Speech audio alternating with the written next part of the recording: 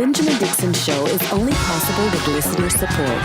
Go to www.patreon.com/The BPD Show.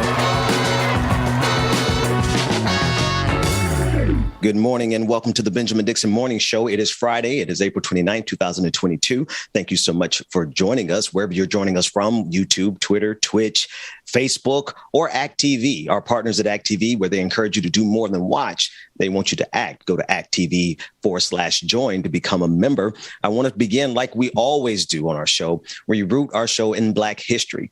It's something as you mature in this political, economic world that is America, it's something when you realize how much of your history has been kept from you, which is why I do believe Republicans are absolutely losing their minds over quote unquote critical race theory, which is nothing more than accurate history.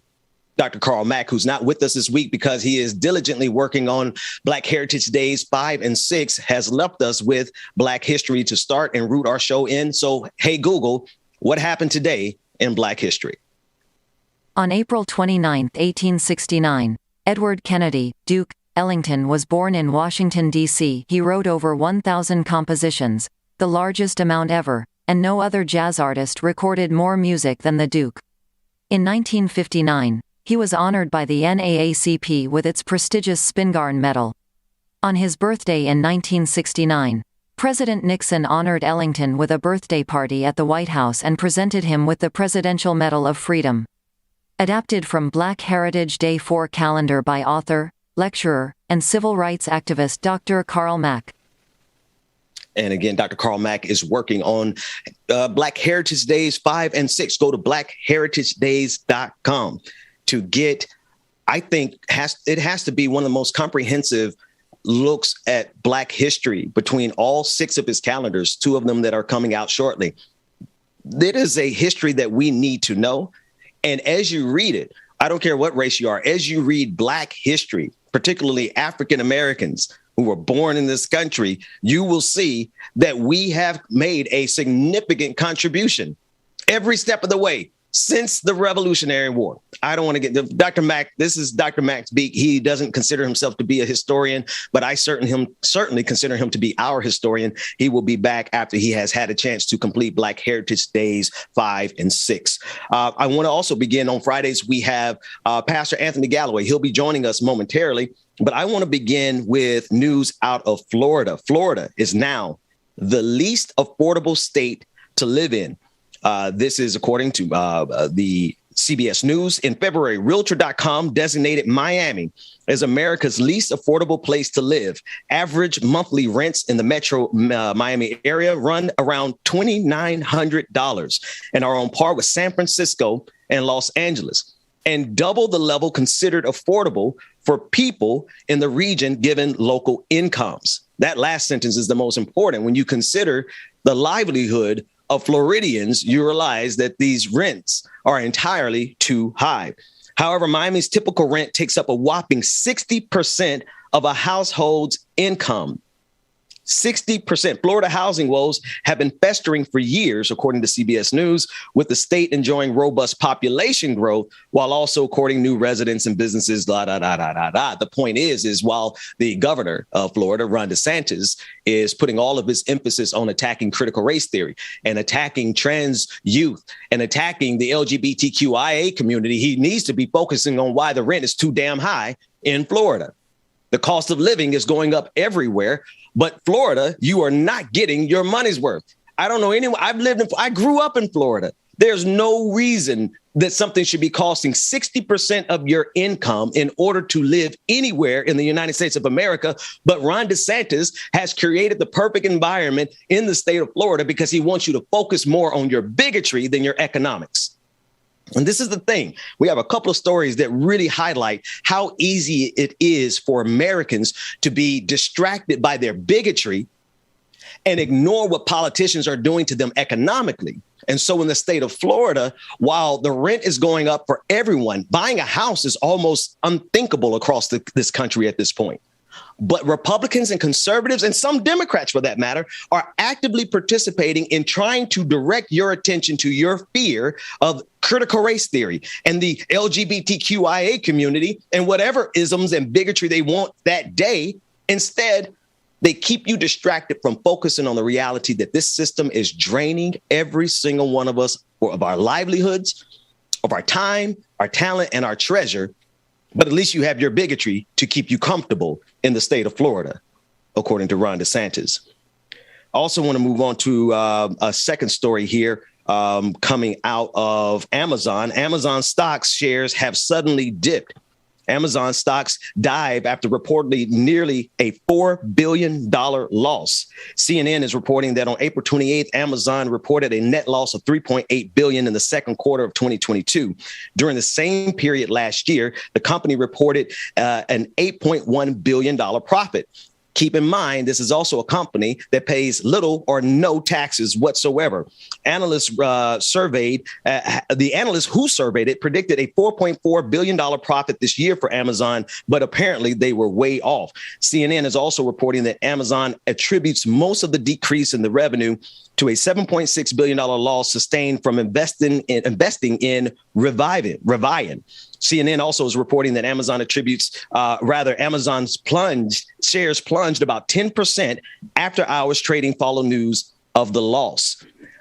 This is also on the tails of Tesla having a significant downturn in their stock prices amid the news of Elon Musk leveraging his wealth in Tesla to purchase Twitter. So we're going to keep our eyes on all of these stories. What would be most interesting is to see if the very vice that these oligarchs are using come back to bite them in the end. It hasn't worked out that way, but we're going to keep our eye on it because particularly the purchase of Twitter, that one has some economic reverberations that if we are paying close attention to, we're going to see that sometimes the arrogance and the overconfidence and the money of these oligarchs are putting them in positions that Elon Musk may regret later. We'll keep our eye on that. I want to go to Terry Crews. And I'm hoping that we'll have absolutely. Let's bring in our first guest to the screen, and we're going to talk about Terry Crews apologizing. Pastor Anthony Galloway is with us. This is probably not the best place to bring you in right away, Pastor, but before we go to Terry Crews, because this clip is amazing. He's apologizing for his tweets about Black Lives Matter, and we'll get to all that in a minute. But good morning to you, sir. How are you? Good morning. I'm doing great. And thanks for giving us that rundown earlier this morning. I think it's a very important thing to watch and to be able to start to look at that. There is a connection historically, and I'll bring that up a little bit later. Yeah, no, absolutely. Please. I always love the historical connections. Let's go to Terry Crews. I have a clip of Terry Crews addressing his tweets that he sent during the George Floyd protests, which was read as being an attack on Black Lives Matter. Now he is out promoting a book, and he was asked about those tweets, and this is what he had to say. Terry Crews has apologized to anyone he hurt or offended by his controversial Black Lives Matter tweet. This is back in the summer of 2020. So Terry faced backlash for sharing several tweets in the midst of the nationwide protests following the murder of George Floyd. One tweet read, "If you are a child of God, you are my brother and sister. I have family of every race, creed, and ideology. We must ensure Black Lives Matter doesn't morph into Black Lives Better." Yeah, now nearly 2 years later, Terry addressed the controversy while talking to Trevor Noah on The Daily Show. Here's what he had to say. My thing is, I just wanted peace. And I guess it goes back to my approval. Yes. It goes back to my need for approval. It went back to that. Again, it was a mistake. It was a mistake to tweet that out at that time. And I'll be honest, that was the thing. I really do want to apologize to anybody who was offended by these tweets and was hurt deeply. Because as an example, as an African-American man, a black man here in this country, I did not want to give the perception that we're supposed to gloss this over and forget the death of George Floyd, the murder of George Floyd. Right. And I want to apologize to everyone right now who was ever offended because it hurt. And even back, I was trying to explain, it just got worse. and worse, and this is where the book came in, because the need is for us as a people to actually come together and really, really be what we need to be to this country, because it's our country. This is our country. Right. We died and fought, and I'm not giving it away. This is our inheritance. Pastor Galloway, you know I like to ask leading questions, and I like to sandbag the conversation and set it up real good, especially when I have strong opinions about people like Terry Crews. But I'm going to yield. What are your thoughts about this brother coming out with this statement 2 years later? I'm completely indifferent to the response, and it's largely because it's just that we require an exact amorphed reality that even says that there needs to be a response to that. I want to focus on, so I always focus on what was said in the beginning, right? And what sets up a condition for what was stated, because we can walk it back, however, and I'm obligated, both in my personal belief and viewpoints and my spiritual requirements, to forgive, move forward, and do that. So whatever was happened, what was said was what was said, right? Right. But I want to focus in on what was said there. Black Lives Better. Like, if we were having a conversation about the impact of that, then I'm in here all day. This isn't right. that. This is about what we do with this brother going forward and all that kind of stuff. And hey, love you. Let's keep moving, whatever. But if we want to address what you said, right? I love there's a clip, and I forget the artist's name. He's a hip hop artist. He has a wonderful video out about how to tell somebody that they're racist. And he talks about the fact that he uses a metaphor. I'm not concerned about what you said. I'm concerned about what you did. Right. I'm not going to be talking about how you, and I don't want to sit here and pontificate about why or what your intentions were stealing and picking my wallet. I'm here to get my wallet back. So, that's right. So when we talk about if we don't become Black Lives Better, what is that in response to, right? Those are the questions that I'm wondering. Was that a response to feeling like you should be doing more and weren't, and therefore, as people called you out for not speaking up, you want to, you felt like somebody was saying you're not Black enough? Is it because we're feeding into this notion that somehow standing up for our identity, our rights, the things that we should have, the things that are not yet addressed on our behalf, after, as he said, acknowledging the fact that we've built this country, we fought and died and bled and have done all the things that should require us to have full rights and privileges in this country, but don't in practice, right? If we're feeding into that as somehow meaning that we're trying to say that Black lives are better, right? Which is not our argument, right? It's not something that folks who are on the ground in the front lines of all of these fights are saying. That comes completely from propaganda from folks who are made uncomfortable by Black excellence because they feel like they're losing something, right? Which, again, in the historical sense, and this ties all the way back to your first two pieces, right? We have a growing wealth inequity, the same growing health inequity that led to Bacon's Rebellion, where poor whites across the country and Black folks and all these folks tried to overthrow a ruling class of oligarchs, really, in the United States, right? We are seeing the same. We saw the same propaganda in the Civil War that created a condition where poor whites in the South resisted slavery or resisted ending slavery, right?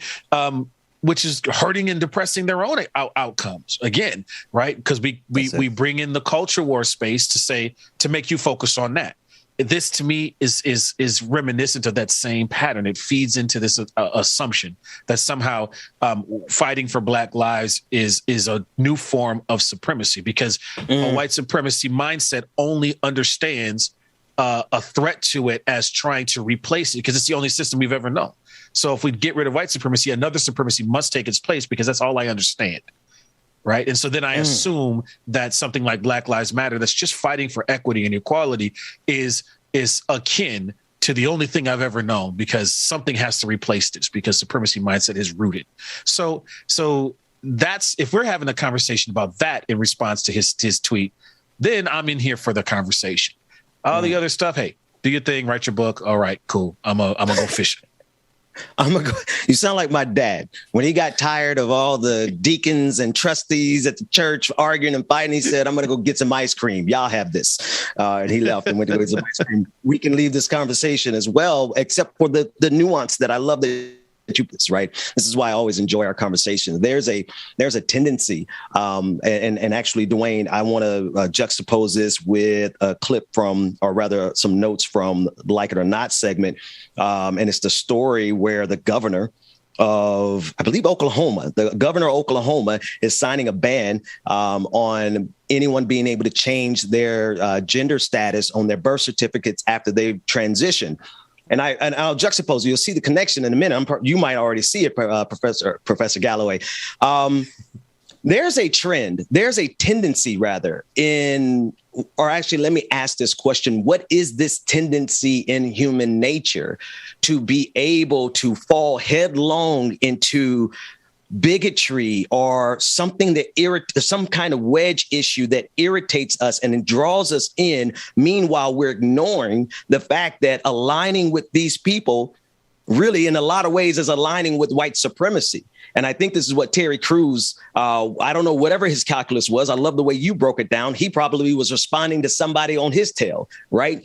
But he ended up wading into the national conversation in the same way. He fell into whatever that thing is that is going on in his mind. And now he's trying to undo it to say, because he doesn't want to have that alliance with white supremacy. I mean, he called it out for what it was 2 years later. Why do humans have this predisposition to fall for the okie doke, especially when it's something that is a wedge issue, something that irritates that individual and basically boils down to some bigotry? Well, this actually is apropos. I'm preaching about this on Sunday, actually. So yet again, you walking right down into my sermons, Ben. But look at God. But one of the things that we have conditioned ourselves to be led by is that, right? If you think about what happened if you think about what happened in the founding of Tulsa, let's just use that example, right? You have folks coming together to say, here's a condition that is true for us in the United States. Given all of that, we're going to pool our resource to our collectivist mentality. And we start building out a city. We start building out a community. In fact, I can go to the Rondo neighborhood, which is like many neighborhoods across the country, but here in Minnesota, where given the oppressive condition of the society as a whole, what do? We turn inward. We start building in a community where you can actually work as a doctor with your advanced degree instead of a Pullman porter at the Union Depot. There's a place where I can actually mass wealth. I can actually do that and turn inward and build that collective space. Right. That has been the pattern over the years. We have morphed out of that space and into one that starts to be moved by the wedge issue, because we have gotten so adept at interrupting the collective mindsets that build power, that build solidarity, that build coalition. And so now even down to our political strategy tries to figure out what's going to motivate the voter the most. And I want to flip that, because what we've actually moved into is something that will motivate the easiest. The wedge issues, getting somebody irritated, is one of the easiest moves, right? And it's akin to jumping from flash fire to flash fire, as opposed to building that long lasting fire that has the coals and embers to really build something, right? And so these are some of the things that come to mind when we think about this as a motivation. We have actually reverted to what is the easiest way to move folks, rather than the most powerful and most long lasting. Because one of the other things that we'll find in this is that one wedge issue today quickly changes. It changes with the ebb and flow of the zeitgeist. It's not something that lasts long, right? So I know that's kind of a nuanced thing, right? And getting into some of that philosophy, but that is part of what I'm seeing here, and that is what's been problematic. I can get you mad, I can get you irritated, I can motivate you quickly now, particularly quickly during this election season, right? But what's going to motivate you to make something longer term? Those longer term thought processes are what got us HBCUs, what got us some of these cities that were so threatened to the status quo as it was, that it pull the backlash and ire of white citizens to attack these black towns all across the country, and as in Tulsa, firebombed for the first time in history by its own citizens. So that's the thing that I'm pulling apart at the moment. Man, I was not mistaken when I referred to you as Professor Galloway. I will, because you're a pastor, I will refer to you as pastor, but thank you for that nuance, because I hadn't thought about that. The flash fires versus the long burning embers of organizing and mobilizing collective action, which is by far the way for humanity to survive. We're run by a political cabal that's really good at just making us mad enough to get to the next election. And my question then to you after that would be about this governor in Oklahoma. According to the AP News, Oklahoma Governor Kevin Stitt signed a bill on Tuesday explicitly prohibiting the use of non-binary gender markers on state birth certificates, a ban experts say is the first of its kind in the nation. The bill followed a flap last year over the Oklahoma State Department of Health's agreement in a civil case allowing a non-binary option. In other words, instead of someone identifying as a girl or a boy, they put a non-binary option. The option itself has now been taken away, signed out of law by the Oklahoma governor. Here's the other thing I want to bring this up. I found out about this article on Baller Alert. And as I was reading through the comment section, I was like, well, damn, black folks, if it's this easy, and this is just my opinion, I don't know your stance on this, but for me, it just seems so many people siding with this subtle and not so subtle form of transphobia and not realizing that they are literally aligning, from my perspective, with white supremacy. I don't know if you see it the same way, but I feel like black folks, we're vulnerable to the same thing. So one of the things that's problematic here, and I had this conversation with some of my family members who were born at a time when on your birth certificate, the thing that it says for you in a racialized column is Negro. It says that on my birth certificate from 1980. I have Negro on my birth certificate. So I'm going to take a breath on that because I'm doing some somatic body work practice, and I'm feeling the tension rise in the small of my back and then my chest. So Dr. Resma Menken in his book, Grandma's Hands, go cozy up with that, because what you're describing right now is this, it is part of this whole body process, so not just mentally, but physically. So I just want to point that out there and give that shout out to Brother Resma. But the proxy, this is one of the things that these patterns do, is they have a proxy to them. So I do this fight here, but it also then starts to open the door for other things, right? Do I get to go back and reclassify that birth certificate if I've said that is not how we refer to ourselves? That's not how we mark ourselves. How can I go and fix that going forward, right? So this may be an issue where the public is split on that, even in our own community, right? Because there's a whole lot of folks in Black community spaces who would absolutely I get it every day, this, right? I get it every day. Yes. So that is a fight. That is a conversation. That is a thing that we gonna grow through, right? However, when we start to marry that fight into these political things, we get into challenges. I want us to remember that we've got very similar fights like this, especially as it pertains to classification. If you were Arab American prior to 1972, you were considered Black. Then simultaneously to a conversation about the racial identity of Christ in many different places around the world, i.e. here we go, culture war stuff, you get a reclassification to white. And then, of course, as we get into the Gulf challenges and tensions that are rising in the 80s, you see another reclassification racially for Arab Americans, right? So these are some of the proxy fights that start to blend in and bleed in a cultural stance, a cultural wedge issue, not brought by the very folks who are receiving the negative outcomes in our society, that are starting to put things in there, right? And so the question I come back to is, what impact does it have on you for somebody to have the ability to align their birth certificate with who they are? What is the impact on the greater society? Let's have that conversation in that case. And I would warrant you, the reason that we don't go there is because there's not enough fuel for that flash fire. Man, I know you're a man of God, but Damn it, that was a hell of. Let's go to break. Can you stand another 30 minutes? Because, man, you are breaking this down in ways that I am so appreciative of this morning. Pastor Anthony Galloway of St. Mark AME in Duluth. I almost said Georgia, but Duluth, Minnesota. We're going to go to a quick break. When we come back, we'll be on the clock. More of the Benjamin Dixon Morning Show is coming up. More of this dope brother, man. Thank you so much for this analysis this morning. We'll be back right after this.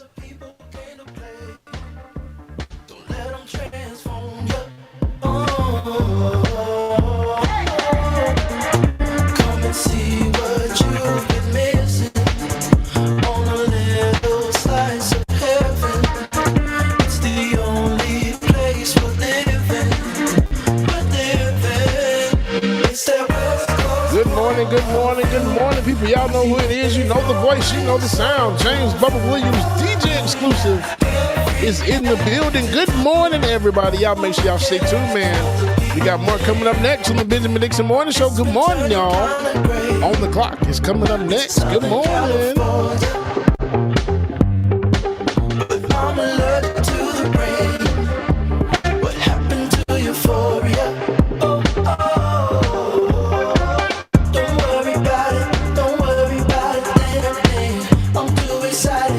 Shout out everybody in the chat room. Mary C., Iris Jones, Brother Lateef, Roller Dragon, Laura Strada, good morning. Utter Bull Spit, Ben Cycle, what's going on? Six Dragon Daddy, good morning. Brother Tyler, Denise, good morning. KFZ, Snack Panther, what's going on? Tiger, good morning to you. Hey, Miss Sophia, good morning. Kitty Beams, good morning to you. Amber Layla, good morning.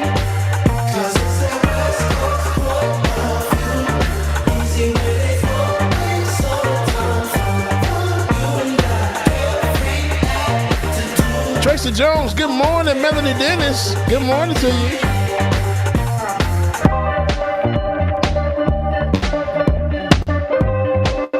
Rachel Bannon, good morning.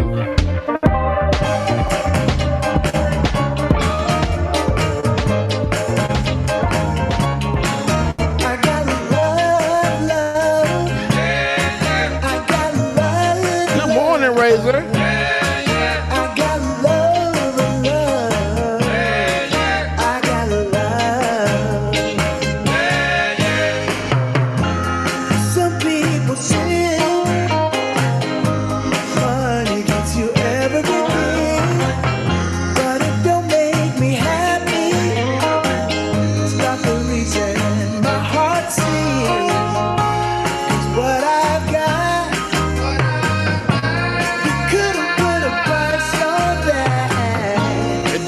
y'all, patron party tonight.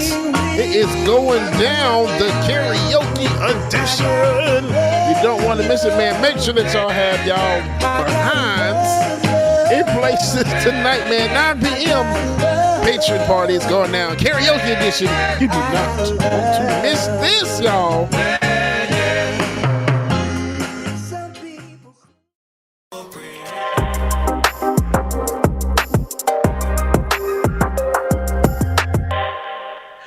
Welcome back, everybody, to the Benjamin Dixon Morning Show. We are on the clock. We have Pastor Anthony Galloway with us and, of course, DJ Exclusive, who's doing his thing. Gentlemen, how are you this morning? Good morning. Good morning, y'all. Too blessed to be stressed. What's up, Bubba? Right, exactly. Georgia Port is going to be joining us momentarily. But before we get to her, I want to follow back up with something that we ended with in the last segment. We were talking about the markers on birth certificates. And when I mentioned that, for me, I was born in Alabama, man. I was born in Alabama in 1980. And my birth certificate says Negro on it.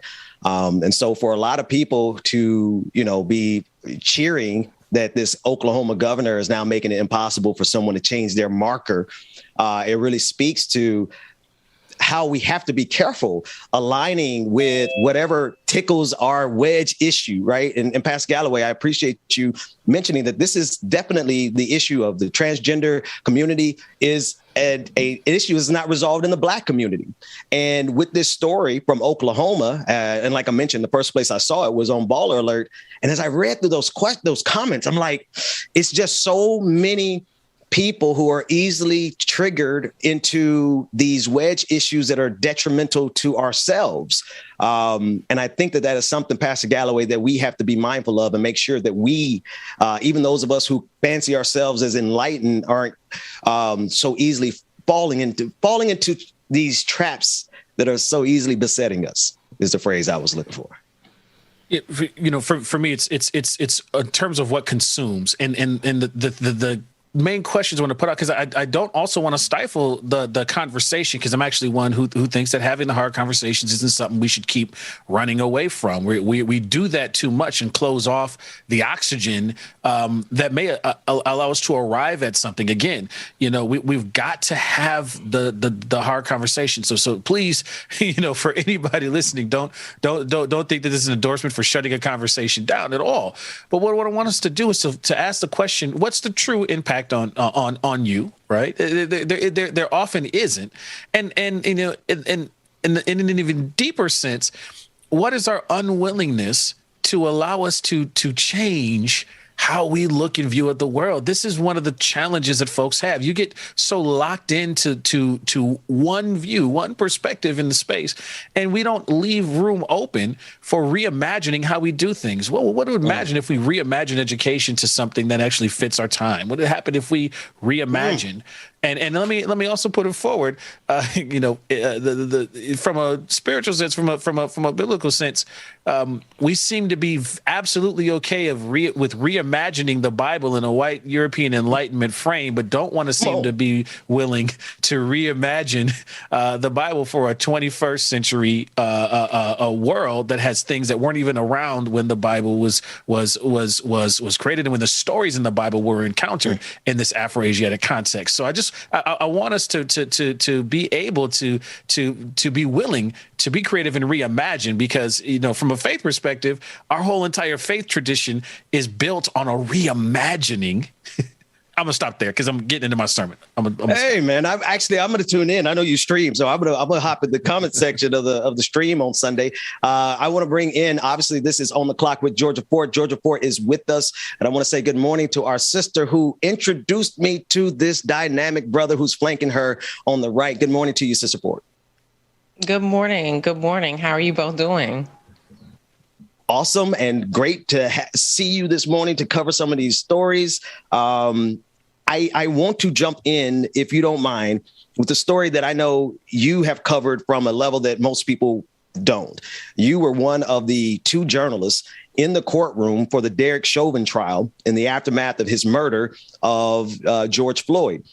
We are now knowing that he is making an appeal to try to get out of jail earlier. And we do know the appeal process is part and parcel of this, right? So someone making an appeal is a part of the process. But from your coverage there on the ground in Minneapolis, Minnesota, what are your thoughts about this appeal and how is the community reacting to it?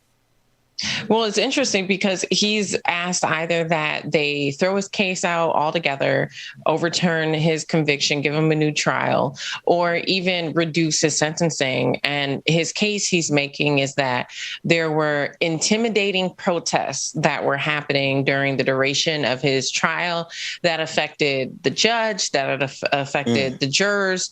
And so he's saying that basically he doesn't feel like he got an impartial trial and he wants a new one. But it's interesting, Ben and Anthony, because this is on the backdrop of the Minnesota Department of Human Rights releasing a report saying that they found patterns and practices of racial discrimination within the Minneapolis Police Department. So the thing we've witnessed in the Twin Cities here is always, while one thing is happening, there's also something else happening. And for most people, it's hard to pay attention to all the things that are happening, but most of them are very interconnected. And so it's interesting that he would move forward trying to make a case for himself, while at the same time, the Department of Human Rights has now published the findings that he was a part of a culture and a system that not only was responsible for murdering George Floyd, but was also very responsible for racially discriminating against other people in the city. And so I wouldn't be surprised if we start seeing more stories come forward. Off the record, I have had conversations with other people who were victims of Chauvin that weren't ready to share their stories yet. And so I don't think that it's a smart move for Chauvin. Obviously, he's going to do what he can to not have to serve 22 and a half years. He has the right to do so. But I don't think that it would be a smart move on the Hennepin County court system or on Judge Cahill, especially since Judge Cahill was the one who signed the warrant, the no-knock warrant that led to the death of Amir Locke. I think that Judge Cahill should keep things the way they are, because if they start unraveling justice, I'm concerned that there may be more unrest. Pastor Galloway. Sister Georgia, first, it's so good to see you. You too. One of the things that you reported on during the trial, and I want to underscore what it was like, because you can imagine for those who are watching outside, and then to see Sister Georgia Fort daily having to recount and watch along with that. I mean, I want to remind us, and this comes from your reporting, Sister Georgia, that there were jurors who had to look away, and they had to take breaks because of having to relive and rewatch all of these things. And so I thank you for your energy, your grace, your time to do what Black women have done throughout our history is keep their eyes open and witness the things that other of us got breaks to do. So I just want to call that out. But you in that reporting, you talked about they were making appeals like this throughout. Similar to this, they wanted a new venue. They wanted it just sounds reminiscent of what you brought up in some of your reporting. So that kind of signaled that this kind of appeal would be coming. In the moment here where we see the appeal being played out.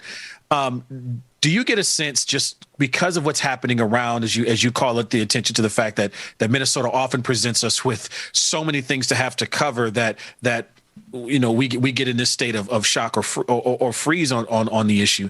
Do you get a sense that this appeal is coming now because they see it as a good time to try to tap into the quote unquote backlash to the big air quotes progress that was made and even being able to sentence in the first place? Yeah, I mean, I think that I don't think it's ever going to be a good time for Chauvin to appeal.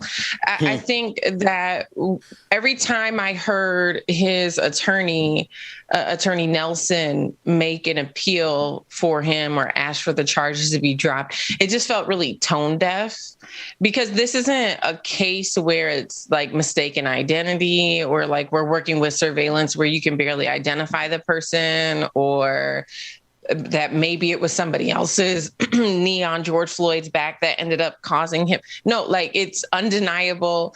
There are like 7 different camera angles of Derek Chauvin being responsible for killing George Floyd, and so I don't think it's ever going to be a good time for Chauvin to appeal. I think that the judge would be really foolish to grant him his appeal to reduce his conviction. This was heinous. For 9 minutes and 29 seconds, Derek Chauvin deliberately took the life away from George Floyd. So for me, it feels like a person who is doing anything that they can to change the trajectory of the rest of their life. But, he's been sentenced 22 and a half years is a long time. And granted, the family felt like he should have gotten way more. They felt like he should have gotten the maximum sentence, which a lot of people thought that he would. But 22 and a half years for a former police officer is a long time. And I don't see there being anything, unless maybe If the George Floyd Policing Act passed on a national level, then maybe, it would be a better time for him to appeal. But the passing of that law really has nothing to do with him or the state of Minnesota. Mm-hmm. Yeah. I'm just thinking how I do get that he has the right to appeal and we should expect this. But when you do consider how heinous this was, I honestly could not watch the video for months. I watched the first, couple of seconds of it and I said, I couldn't. I think I may have gotten to the first minute and a half of it. And because of how heinous it was, I wonder if there is this place where we're getting to where, or rather, could we ever get away from this place where we have been for so long, where the value of Black life is negotiable, right? Where it has to be seen taken so heinously to get any result. And we see now that there's this threshold where after we saw what happened to George Floyd, it takes a lot more for us to get motivated and energized and moved into action. And so it just feels like this conundrum where as we seek justice, we keep getting these setbacks that seems to be this reoccurring loop. I don't know if you ever get that feeling, Georgia. Well, and I feel like the other side of that coin is the white privilege that's so audacious. It's barely even been a year since this man has been sentenced, and he is already trying to renegotiate his conviction. You're guilty. You were found guilty in the court of law. You need to do time. I think appeals are seen very different if you sit in jail for 10 years, you serve some time, you have good behavior, you can show all of these things that you have done, you've tried to reconcile with the family. But in this case, Derek Chauvin he's barely been sentenced for a year and already he's appealing his conviction.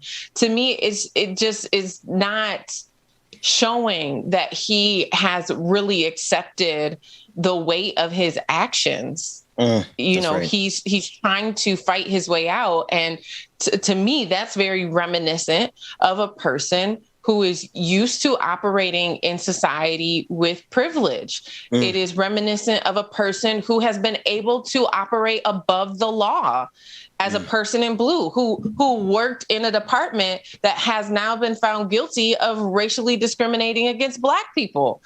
And so I think that Derek Chauvin is filing this appeal because he's trying to find his way back to the heart of a system that he knows was designed to work for him. And he's not finding it. And so I think it is an indicator that things have changed, or at least in this instance, the system dealt with him differently. But what concerns me is that following this instant, did the system change, or was this an anomaly? Because when you look at the sentencing for Kim Potter, when you look at the lack of any indictment for the officer who fatally shot Amir Locke, when you look at largely the fact that Winston Smith, his whole case was just swept under the rug, like people barely even know about him. When you look at all of the police killings in Minneapolis following the murder of George Floyd, Dalal Eid is within that as well. Most people don't even know those names, right? So Derek Chauvin, in a sense, I feel like is he's dealing with culture shock because he's not used to the system working this way. He's used to his white privilege getting him an appeal, getting his conviction overturned, getting his sentence brought down. And that's not happening in this case. And I don't see Judge Cahill unraveling justice. I just don't think that it would be a smart move. And I don't think that it's fair. I think it would be a miscarriage of justice based on all of the evidence that the entire world has seen in this case. Pastor Galloway, if I could shift this particular conversation ever so subtly, because this is a triggering conversation. This is quite frankly, all three of you know very personally, this is a triggering line of work.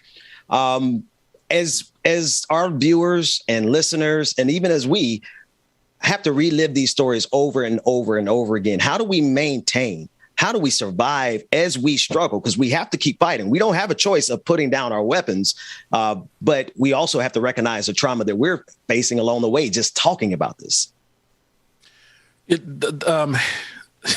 All right, so I'm just going to go there. My sermon title for Sunday is Rebuilding Tulsa in our hearts. And the idea there in the back of it is we are expending a lot of energy outwardly, right? And as Georgia, you know, our favorite community healer, Dr. Joy Lewis, you know, when we were doing our podcast, we'd always end in that way. May your revolution be healing, right? That inward self, you know, space, right? That building of our own institutional space. We have a local historian named Elder Mahmoud El Khati.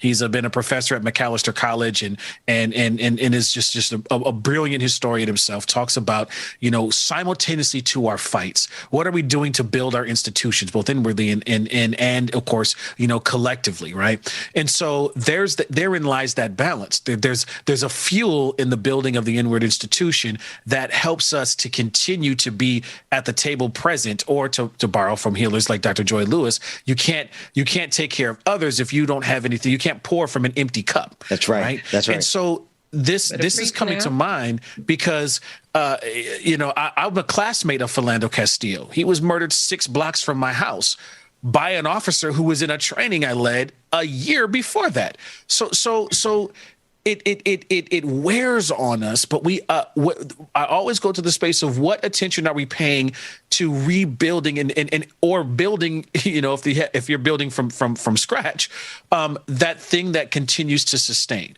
right? So we're not pouring from empty cups. And so when you ask that question around that constant wearing down, I mean, Georgia, you saw it happen. I remember being in my car on my way to George Floyd Square at 11:30 at night, watching and prepping for the next day of watching all these things, just because the rage took me there. And then at the same time, I arrived there, and there were 3 other brothers who were there at the square, while there were some folks keeping watch over the square and its space, who were there for almost the exact same reasons. And we ended up just talking. And we went from rage to joy, to rage, to frustration, to rage, to philosophy, like it was in the barbershop. Like all of these things happened at the same time, right? We held church service. We held service in that space. And one of the things I think that we need to keep in mind for us as we watch, and we are here at the precipice of making some long-lasting changes, those deep embers, we have to start thinking attention to building the institution, both within ourselves and collectively around that gives that sustaining space.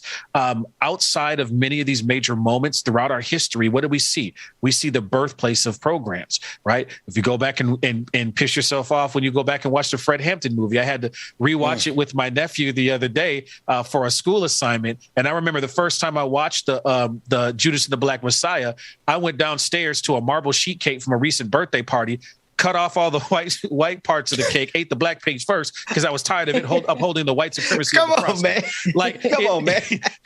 You know, it's ridiculous, right? It's just funny because you got to do something with this stuff that rises inside you, and that cake served it for me at that time. So, but as trivial as that is, it was something to do and something to reflect on, right? As you pull apart that, and what are one of the things that Fred Hampton did? What are one of the things that Dr. King did? What are one of the things that all of our organizations throughout? They started to build coalitions of folks, multiracially, multi-socioeconomically, pulling together. Fred Hampton was pulling together poor white supremacy groups against the conditions in Chicago, right? One of the reasons that pissed off J. Edgar Hoover. So, I mean, when we start to do that inward institution building, what happens is you start to build forward the possibility of a new way.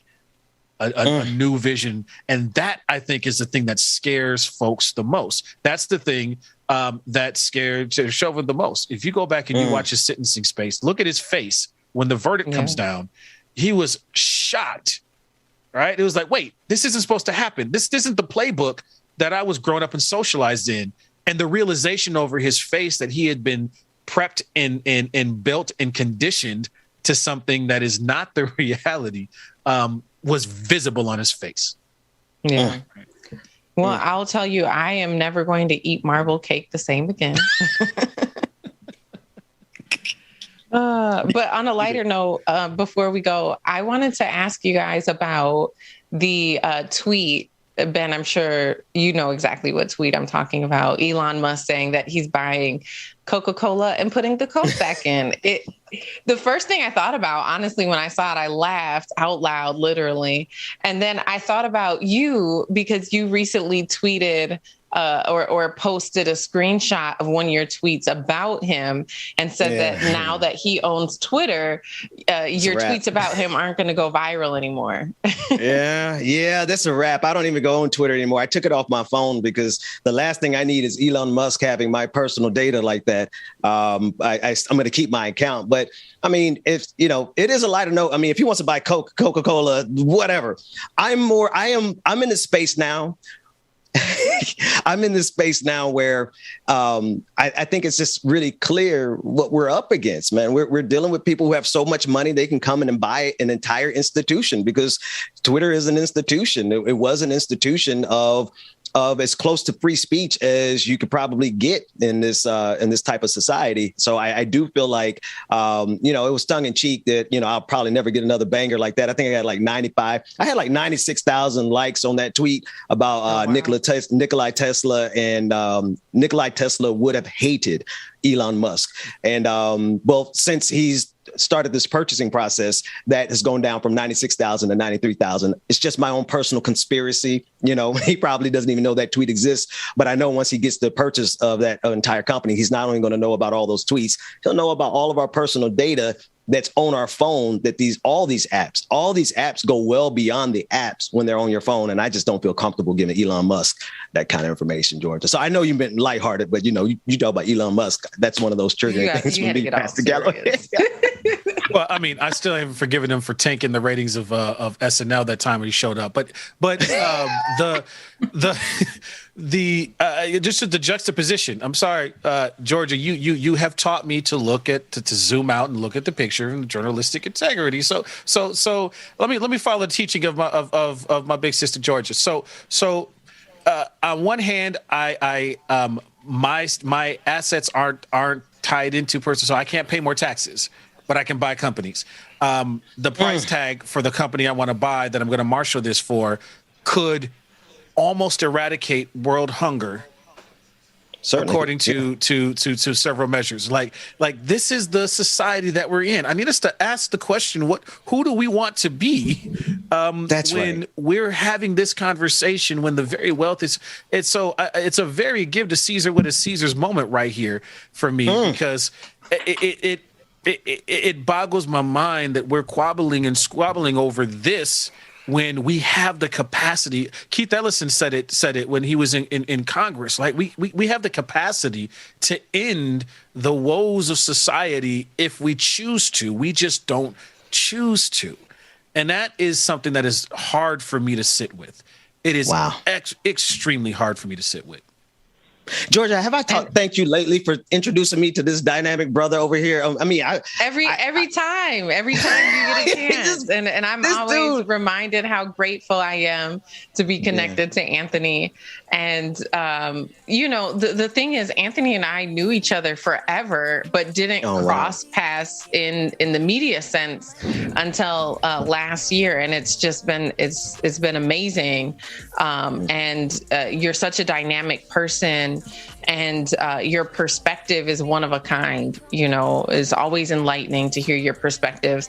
And I'm so excited to get an update on what's happening in Duluth, because the crazy thing most people don't know about Anthony is that he is not pastoring at a church in the Twin Cities. It's 2 hours north in a community that's predominantly white, where I actually personally experienced discrimination.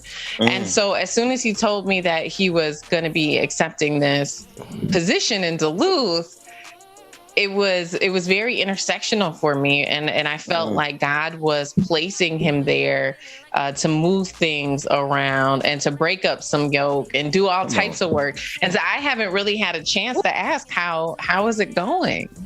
Well, I've only been called the N-word once, shoveling snow outside in front of my church on January 6th. So, but no, there again, it's a space that is begging for, like our country is, a new way of thinking. Everybody's being disturbed by the way in the place that we're going. So I'm actually finding that there is interracial, intercultural solidarity that is trying to marshal towards a new way, and it doesn't come in the body. And so that I was tongue in cheek about being called the N-word outside shoveling snow. But when I add to that, there are folks that across the street from the church who have very prejudicial views and very different political views than many of the folks inside the church. But I tell you what, when I'm out there in front of the church now, they're coming to talk to me because they're like, that's not the world that I want to see, and we're building an open lines of dialogue. So I have to see the possibility there, and that is something that we have an opportunity to do. And it's like one of my mentors said, they're gonna hate you anyway because you're black, so you might as well be your full self. So we're gonna do it and see what that happens, because that's a more healing space and stable space to be in. I am blessed to know both Georgia Fort, who is one of the most dynamic independent journalists out there, as well as Pastor Anthony Galloway. I would say, are you guys the Minnesota delegation, the Minneapolis, whatever delegation it is that y'all represent, y'all for sure are two of the most dynamic voices that we have in this country, and we need more of both of you. And I'm looking forward to having y'all both back next week. Georgia, I'll see you Monday. Well, not Monday. I'll see you too. And Pastor Galloway, I'll see you next Friday. And we'll be back with more of the Benjamin Dixon Morning Show. Like it or not, it's coming up after this. We'll be back right after this. Pablo Suarez, good morning to you. Happy Friday. Jessica Morrow, good morning. There ain't no doubt. She's got a million problems on her plate, and you know she's gonna chew them and spit them out. She's so above it, yeah, she walks on it. Shout out, B. And yeah, she does it with such self-worth. Yeah. Don't matter what is standing in her way, cause you know she's getting through it. Great guy, good morning. Don't despair. She's got what you want. She's got what you need. You know she's got everything. So boy, don't you cry. Leave all your worries behind. Just come to mama. Come on. Just come to mama. She'll take care of all. Susan Brown, good morning to you. Shout out to East Oakland, California in the building. Welcome, Susan. She's gonna make it all right. Tracy Jones, good morning. She doesn't always feel like she's a queen, but you better not forget it. So bend the knee, and if you wanna be a knight, you better prove your loyalty. You better listen to me. She's got what you want. She's got what you need. You know she's got everything. So boy, don't you cry. Leave all your worries behind. Just come to mama. Come on. Just come to mama. Come on, B. Excuse me, you done took me up. B said she may or may not have prepared a karaoke version of this song. All right, B, you better come on through and let's get it.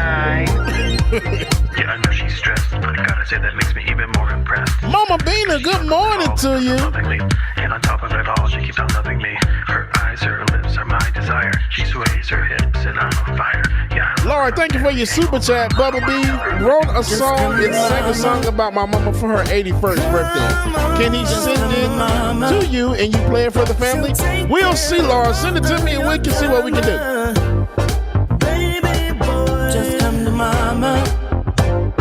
Come to your mama. Just come to mama. Come on, come on, come on, come on. Just come to mama.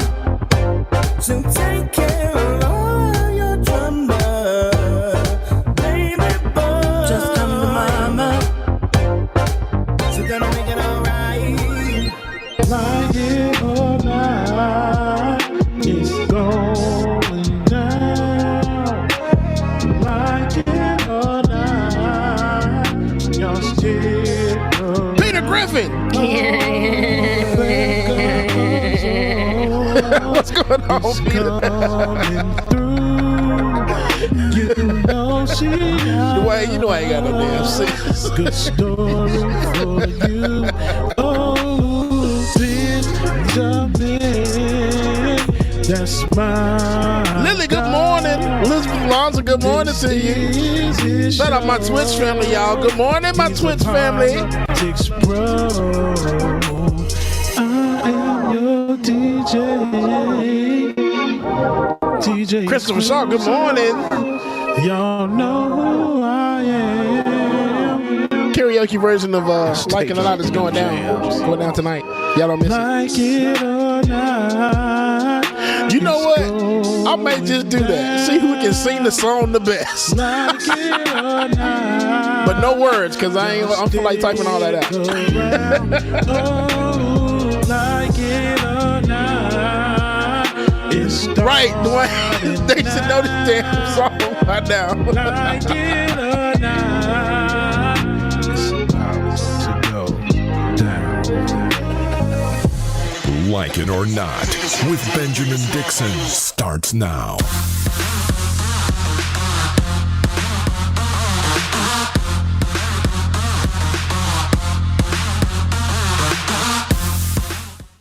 Edit. I don't know what we bopping to. I'm just bopping. What we bopping to, James? I think of Rhythm Nation every time Dwayne counts down in the background. 4, 4, 3, 2, 1. We are part of a... That's going down tonight. Good morning, y'all. Sorry, first of all. Good morning and welcome to Like It or Not, where we're free to start the karaoke party early. And not care who doesn't like singing or not. Just bring your ass all out of key. It's all right. BLB, it's okay. We cool.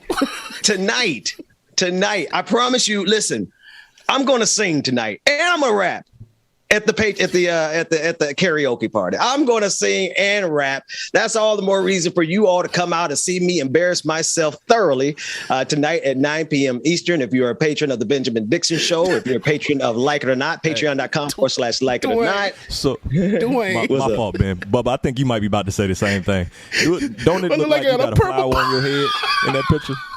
I'm about to what now? A flower on James' head? Yeah. James, is it okay with you? I saw that and I was like, I bet you Bubba laughing at the same thing I had. Here I am trying to do a promotion. And we just doing what we do on a normal day. Shout out to the flower on top of James's head. I don't know, James, you gonna wear a flower today? You actually have one. David probably did that on purpose. It looks good on you, though. It looks good. It's a good color, you know. Even though it's supposed to be blue. It's not supposed to be purple. It's supposed to be blue, but it still looks great. Purple's a good look on you, man. So tonight, the Benjamin Dixon Morning Show, Like It or Not, on the clock, we are having a karaoke party where we want you to come out and sing, pick your favorite song. We like to fellowship with our supporters because there's got to be more to all of this than just politics, man. There's got to be more than just getting pissed off. I love what Pastor Galloway said last time. May your revolution be healing. Well, what's a revolution without dancing? I heard that from, what's the movie? V from Vendetta. So come out tonight, patreon.com/Like It or Not, or patreon.com/Benjamin, what is it? The BPD show. I don't even know my own Patreon anymore. Goddamn. And if you're a member of Act TV/Joy, you come out, sing too. I would love, the more the merrier. We want to hear professional singers, but I want to hear bad singing. James, I don't go to karaoke to hear superstars. I go to karaoke to hear people have fun. So that's what we want tonight, right? Now, granted, I do go to karaoke to hear superstars. I do sometimes, but I do like to hear the people that can't sing. It's good to hear those people like, oh, okay, you can sing. Cool, sing that again. And then it's always good to hear the people that can't, because after that, you're drunk and everything. So yeah, it's the same. I tell you what, if we get enough people in there tonight, I'm going to sing Luther Vandross. Never too much. I'm going all in. I don't care how crazy I look. I did stand-up comedy and I didn't get booed, but I got a pat on the back. So I don't mind embarrassment for the sake of a good show. So tonight at 9 p.m., you come, enough people in there, James, I will do some Luther Vandross on them. Never too much. Here we go. Luther Vandross, that's not bad enough for you, Ben. I think it's Michael Jackson that you need to see. Michael Jackson or Prince. Luther is too soothing. It's got to be Mike or Prince because people always sound their worst when they sing Michael Jackson or Prince.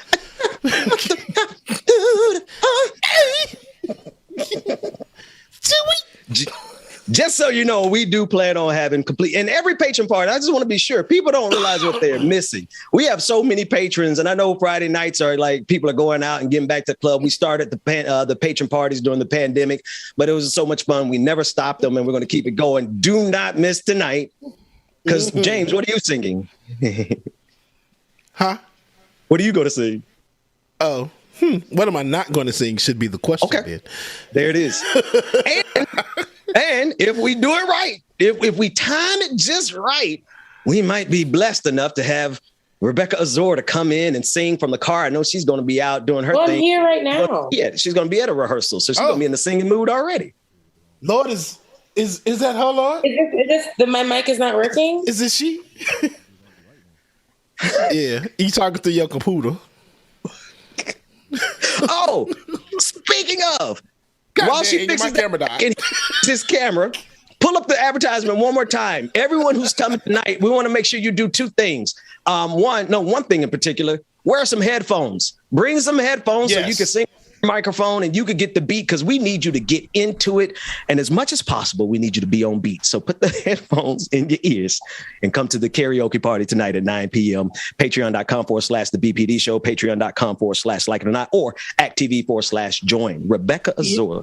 I'm not sure if we're linked to the ACT members yet, but I know Twitch subs get them. Twitch, get in there. Absolutely. If you're a Twitch member, you will be at the party tonight. All right, folks, it is Queen Azor is on the screen. And how you doing, sis? Good. So we're not going to do the intro? We did it. Background. Background, not on Friday. But good morning, everybody. How are you guys doing? I thought to myself, I was like, Self, you were up early today. I was working early today. We have, it's our end of the month, so you got to go to work earlier. So I said, since you up early today, make sure that you, put out whatever you're going to wear, whatever the case may be, right? And so, of course, there's a ponytail to be attached. So that has to be done. There's edges to be laid. So that has to be done. And then I thought to myself, if I just come there exactly at like 9, it's not going to give the... It would have given everything it needed to give. Come on, that lie. We ain't gonna let you sit in there. It's not gonna give the same energy that I would have when I'm tired. But anyways, good morning, everybody. How y'all doing? It is Friday. There is so much to talk about. What did you guys end up talking about for the 5 minutes that I wasn't here? For the 20 minutes that you weren't here, we jammed. DJ Exclusive did what he did on the 1s and 2s, and then we talked a little bit about the patron party tonight. And that's it. And then we have a whole lot. I mean, we got Viola Davis. We wanted to talk about her yesterday, but we had a good conversation going on. So there's clips. What, James? Don't do that to me, Mom. I'm trying to pivot. Don't do it while I'm trying to pivot. So we got a whole lot of stuff. I'm upset about my Viola Davis. It was so bad. I'm trying to get it 1,000 times. You see me trying to help my white producer. I'm trying to make sure we get that story in here today, because if we don't get it in here today, I may not have any white people working for me, Rebecca. I'm looking at David's picture in the Zoom right now. Where did you take that? Was that from like the early 2000s? That looks like a party. Let's go party. Yeah, it's giving. Well, the audience can't see his picture, so it's not really fair. But he looks like a young man. I mean, he looks like that now. Just it looks like he have like a little buzz cut. It's giving neo-Nazi. I'm just kidding. I am just kidding. Oh my God, Rebecca! Baby, Rebecca! I'm kidding, David. That is never the thing. But I look like a Q-tip. And no facial hair. I was shaving my head already. No, that was New Year's Eve, like 2000 and I don't know, 12 or 13, I think. Yeah, see, that's what it's giving me. It's giving me. Now we got to show that picture. I don't know how we're going to pull that off. And you're suited in right, because I don't know what the hell y'all looking at. Yeah, so when you get an opportunity, go ahead and do this. But I wanted to talk about, before we get to Viola Davis, I know that we have... we're not going to talk about Viola. No, we're going to talk about goddamn It's not in the title. Okay, go ahead, Rebecca. What you want to talk about, Rebecca? About you. Before we get to Viola Davis, I wanted to actually bring up. I'm sorry. We'll behave. Go ahead. We're sorry. We good. Let me know. Look how the teachers used to do. Let me know when I have the floor. Floor is yours, Rebecca. Thank you. I wanted to talk about Laura Ingraham before we get too caught up into this Friday show, because I know how we can really take it and have a party. But before we have a party, I wanted to talk about Laura Ingraham. I don't know if you guys seen yesterday that she took to Twitter to discuss Joe Biden's plans. Well, because that man switched up that plan about 50 times, but his plans to eradicate our loans, and so our loan debts. And so when I seen what Miss Ma'am said on the Twitter, and I'm going to quote it, she said, "My mom worked as a waitress until she was 73 to help pay for our college, even helped with loan repayment. Loan forgiveness is just another insult to those who play by the rules." So understanding, yeah, this is what she said. She said this on what's that man's name? Elon Musk's Twitter. So literally, she said this on his Twitter, but.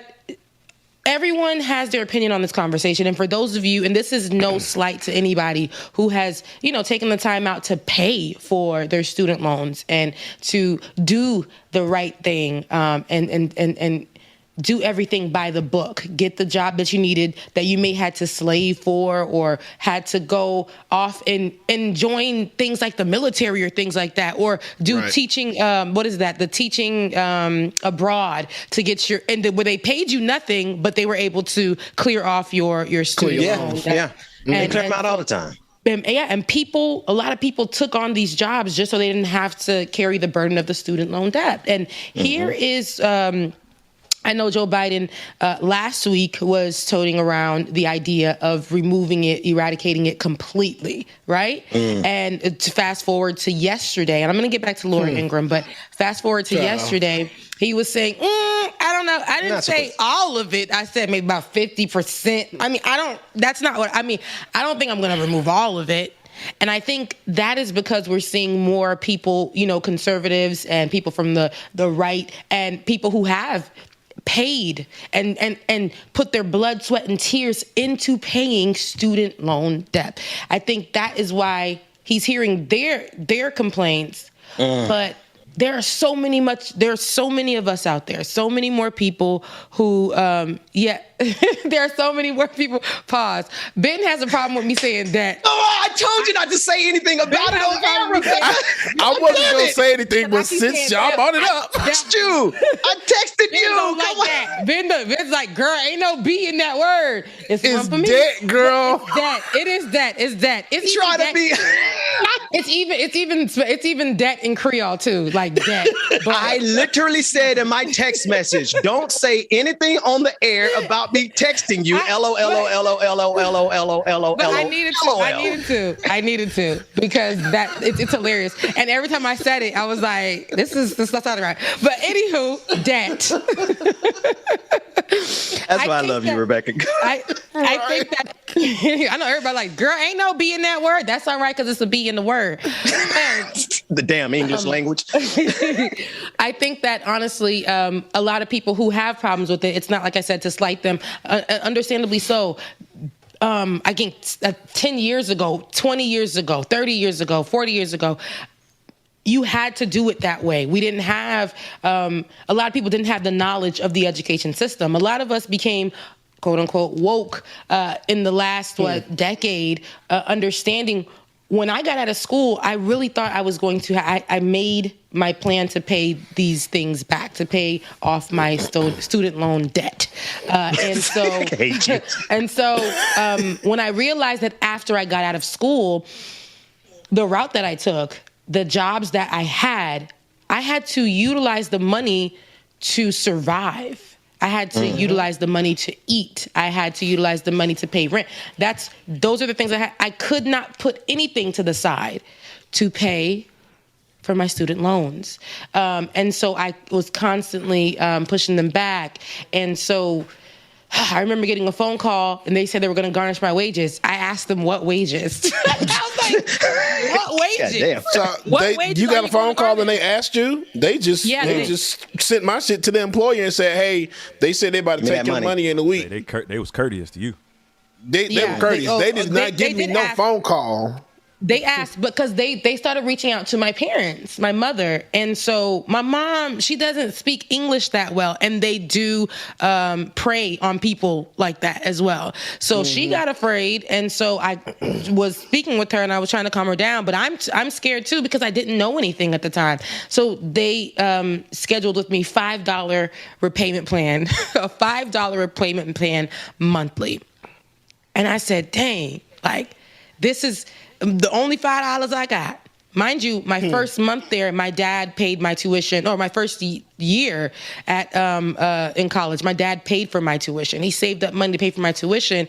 Tuition was going up, right? And I was going to the #1 HBCU in the nation, Florida A&M University, and I was a Florida resident. And for me, you know, I had to go as far as I can go without going out of state so that I can pay in-state tuition.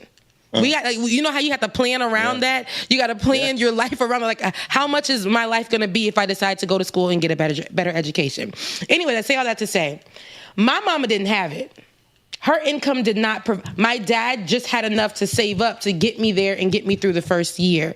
And so going back to Laura Ingraham, she said, my mom worked as a waitress until she was 73 to help pay for our college, even helped with loan repayment. Loan forgiveness is just another insult to those who play by the rule. First of all, Laura Ingraham, as we know from Fox News, historically, I mean, she's an older woman. I think she was born in 1963 because I did the math and stuff. So she's about in her 50s, late 50s. And her mother is a 70s and late 70s. I don't know if she's still alive or not, but in the 90s. Laura Ingraham went to law school. In the 90s. Graduated law school. She was an attorney. She worked in the Reagan administration, I believe. After working. Oh, she's actually educated? Damn. Huh? She's actually educated. She actually got an education. Yes. She worked in the Reagan administration. After that, she also had other career moves as an attorney in law. She had a relationship with the judges. And she started working alongside people in politics. A lot of her careers in the 90s showed me that she had the means. She had the means to start paying her own stuff. See, for me, as for me in my house, I said to myself, I said, you know, I can't make that complaint even now. I would never, if I had the means, and even if I didn't, when I didn't have the means, put that on my mother to pay that until she is no longer alive, for me to have an education utilizing a degree that I may not even use in my lifetime. Thank God I am using mine. But for a lot of people, that is not their story. They're not doing that. So one on her, she's putting out there that her mama worked as a waitress. A waitress. We know waitresses don't get paid no money unless her mama was doing something strange for a piece of change. Now, we know they're not making no money. And pause real quick, Rebecca. And David, I'm sure you can find out about this, but they're saying in the chat, I thought her father died, and that's how she was able to pay for college from his insurance. See, but here's my thing. Even if she is lying, not lying, we know Lauren Ingraham's history. We know her on Fox News. My thing is, why would you put your mother? I think that's the best example. None of us want our mothers, our parents, any of our guardians to live, to die, to pay for our education. Knowing that the education system, and we're privy. Now, like I said, we are woke to the fact that financially the education system is pretty much just like it's prejudiced. We know that there is a great disparity when it comes to people of color and education and how much we have to pay. Us trying to get finances through grants, through scholarships, is like jumping into a black hole at times. And, you know, this is not, we understand that the education system wasn't built for us to actually thrive when we come out. As we can see, a lot of us millennials who came out of school were told we should go to school and then we're going to come out and get a job. Coming out, not having any experience just yet, actually having experience, because Florida A&M definitely made sure that you had experience through your college career. So if you were working at the local news station, you were working at the local radio station, you were actually going out and doing actual news. But coming out of school, they're going to ask you, so do you have 10 years experience, 5 years experience? If not, we're going to lowball you. I remember receiving a contract that told me they were going to pay me $24,000. They actually wrote a contract for that? $24,000 to be a on-the-field reporter. Full-time job. On-the-field reporter is you are all of it, right? I had a bruise on my shoulder from carrying cameras so much. And you're going to go out there, shoot your stuff, shoot your stand-up, come back to the studio, cut your stuff up on whatever system that they're using today, but cut your stuff up, put it together, and make sure that package is in time for the 6 o'clock or whatever time that you're working for the news. And they're offering you that. It is a lot. I wouldn't be able to pay for anything. I went back home to live with my mom for that brief moment, and I said I wouldn't be able to help y'all with the light bill here. I wouldn't be able to do anything. Like I just couldn't. So again, kudos to your mother for going and you're her baby. She's gonna do that for you. But shame on you for allowing your mother to do the American thing, go the American way, allegedly, and work as a waitress to help repay your student loans when you were making all that money. After college, you were now able to pay that as a lawyer, as a year career as a lawyer. A lot of people don't get that, actually. They don't have parents who are able to pay, and they do not get a job or a career that allows them to have any form of income to think about repaying student loans. There's so much that goes into it. Shouts out to everybody that did the right thing and are going the right way. But for a lot of us who went to schools that there are people who went to schools like community colleges that are paying the same as people who are going to universities. It's like it's not okay. There's so much debt. There's too much debt for people who don't have that income. The income to debt ratio, the income to debt ratio when it comes to education and your career or however you're getting your income is way beyond. There's the math isn't mathing there. So to look at a 21-year-old and tell her or him, here's your diploma, but you are now $100,000 in debt.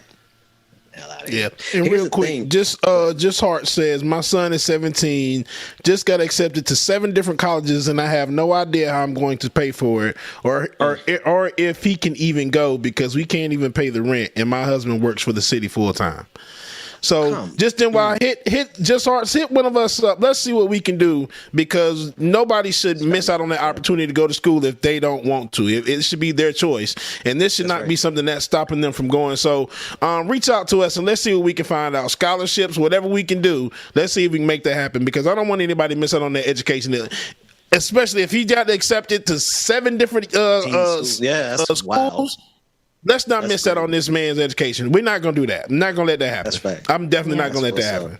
Yeah. That's what's up. And I mean, that's what this story is, a lot of folks' story. I'm not saying that school is the best for you or school is not the best for you. I'm glad that we're living in a time where that is optional. You're not looked down on because you didn't go to school and get an education. Right. But I am saying, especially for Black people, education is so beautiful. This is something that they didn't want us to have. So we had to create our own, especially us all up here today. We went to historical Black universities. Now yours is university, but we went to historical Black universities. That's shouts out to BCC, now turned BCU, and of course Florida A&M University. Shouts out to all the HBCUs. But the fact that we had to go, the history of those schools and how they came about, because we couldn't go and get education. They didn't want us to read. So historically, there's a lot that goes into this. And for us to be here now to say that we went to those schools, it's great. But the burden that we got to carry because we decided to go get an education, it's like they still want that historically to be attached to us. And, who I would love to pay Well, I don't. I wouldn't. I'm glad that I got an education, but I don't think that it was worth my life. Money that I would never see in my lifetime. Well, yeah. I forgot. I rebuke that. Hopefully, at some point, I'll see that money in my lifetime. But money that I haven't seen since this lifetime, up to this lifetime. It is a matter of statistical and economic fact that the more a government spends on education, the more that government makes. In other words, every single one of us that went to college did the United States of America a favor that they should pay for, full stop. Germany, you go to college for free. And if you are a foreigner, you go to college for damn near free. You mean to tell me America can't do better than Germany? That's number one. Number two, all these people, you were just talking about one of our listeners whose husband works for the city and they can barely afford rent. Here's the gag, and I just want everybody to just put this in your mind when you think about how this system works. Number one, employers are designed to pay you as little as they possibly can. Their entire motivation in their process is not your fulfillment. It is you fulfilling their duties for as cheap as they possibly can. So every single employer has an incentive to pay you as little as they possibly can. Meanwhile, every single landlord has an incentive to charge you as much as they can. This is just a fact. There's no politics around it. It just is what it is. So you tell me, how are average people in this country supposed to survive when our employers are literally trying to pay us as little as they can, and politicians are helping them, making sure minimum wage doesn't go over $7.25 an hour, and your landlord is raising rent by $300, $400, $500 every year? That's where we are in this country. How does the math ain't mathing? Thank you. It's not giving what it's supposed. It's not I don't giving. care. You can't fight me, Laura Ingraham. You're not in my space. You're not in my place. You had the benefit.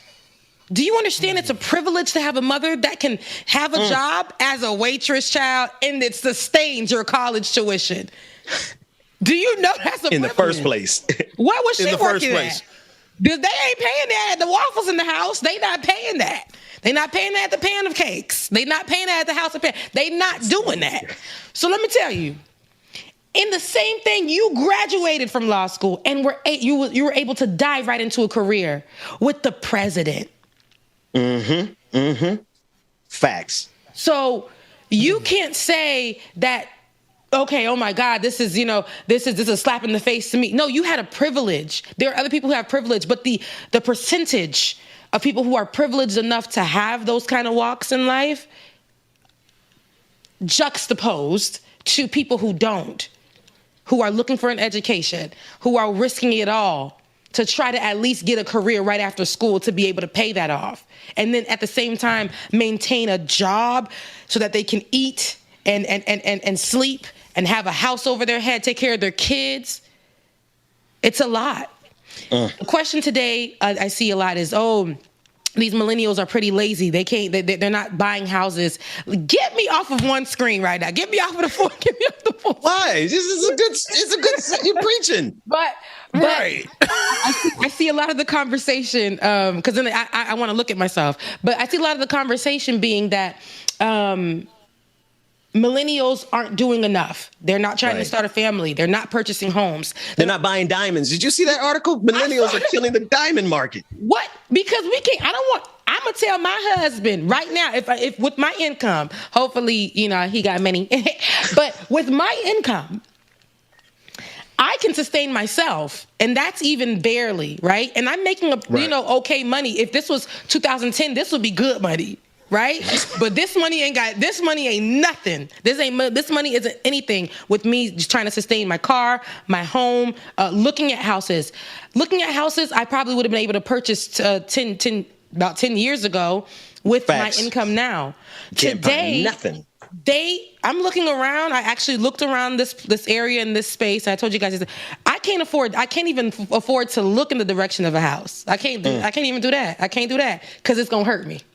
That used to be the dream, though. That ain't the dream no more. It used to be the dream. We can't afford a house on $7.25. We can barely afford a house on $20. And I'm pretty sure people are getting paid $20 because the tenure of them at the job, and they were able to get that through raises, finally be at that number. We can't get that even on $20 an hour, y'all. Everything has gone up but the wages. Everything. They fought Literally. against $15 an hour. Can't even get that. But that menu, that value menu at McDonald's, I think they got a $15 item now. I mean, everything's going up. I'm exaggerating, but like fast food, you ain't gonna come. Listen, by yourself, you ain't coming out of a fast food joint for less than $10 now. It's just not. I don't know, Ben. Where you going? I honestly think that's the only places that haven't gone up. I eat at McDonald's every day because it's down the street. You know why? They're the only places that haven't gone up. You must not be. See, I've been paying attention to them prices since 2015, man. Them burgers done gone up. The food ain't real. The food is not real at McDonald's. We ain't talking about that. It's not real. This is me giving y'all Mac chicken is still $1. They put. You know why it's $1? Because it ain't real chicken, girl. Exactly. That's that cat dog. Wait. Possum. It is rat dog. Okay, y'all know what y'all eating over there. Eating that. It's shredded up chicken intestines. Oh man. Oh. And then that's why you go. Sorry, they go to Taco Bell. They go to Taco Bell. Taco Bell has been working day and night to give y'all commercials about the mysterious ingredients in their food. Nacho fries good, Rebecca. Them nacho fries too goddamn good, Bro, Rebecca. I can't even do Taco Bell no more, man.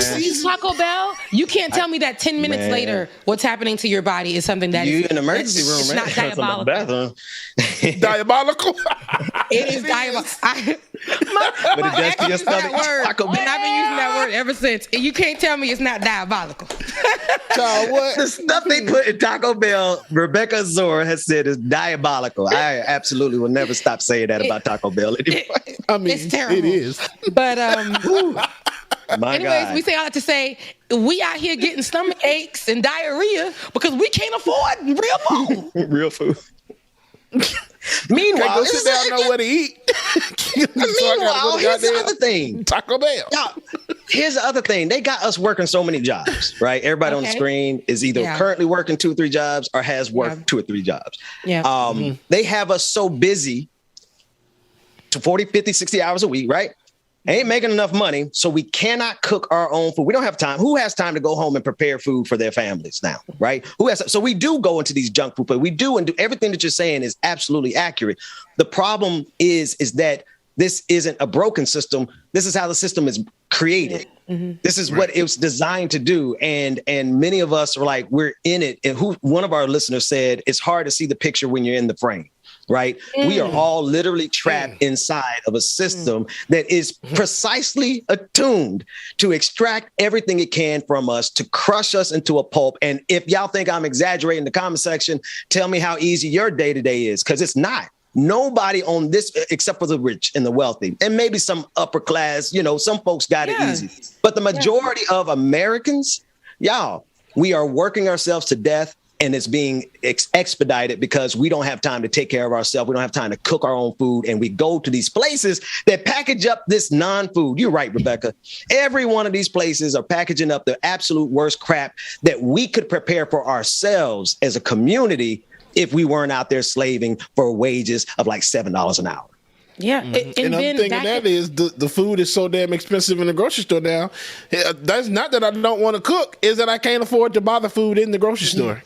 Yeah, you can't even afford to eat healthy in these days. Now, I will sacrifice. I'm an Aldi girl. Rebecca she ain't gonna go to no. Baby, I'm an Aldi girl. I gotta make sure I get my chicken that's not plumped with all kinds of hormones and stuff. If I were me, I'd be over there with the chickens. I'd be stealing chickens. If I get closer to a farm, I'm jumping over the fence getting me a chicken. I'm Haitian.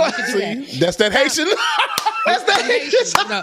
And listen, if there was a mango tree next door, because when I went back home on my mother's house, in the yard and stuff, we got mangoes, we got coconuts, we got what else we got? Down in South, we got lemon balm. We got gardens and stuff. Like the front yard has 3 mango trees and a coconut tree. The backyard has a sugarcane field, like a little area for our sugarcane. So we always used to go in the backyard. The neighbor had oranges. The other neighbor across the street had star fruit. So when we would like plan to just walk the block, we would just go eat stuff off. Now we can't do that because they're spraying up the stuff. I remember the school lands, because there's a school behind us. They reached out to my father.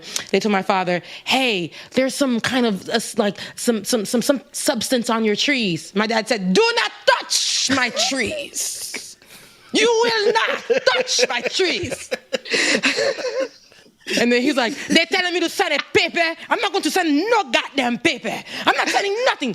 They're trying to take away the trees. This is my trees on my property." We got to get Papa Azor on the show one day. We got. Oh, and that would be, because now it's like, I wonder if some of the rebellionism comes from Rebecca. Rebecca then rubbed off on her dad. It is.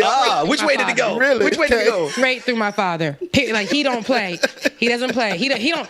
But he also has like a little bit of Haitian hotep in him. He think everybody is against him. He uses his phone. He like, "Don't put me on the face.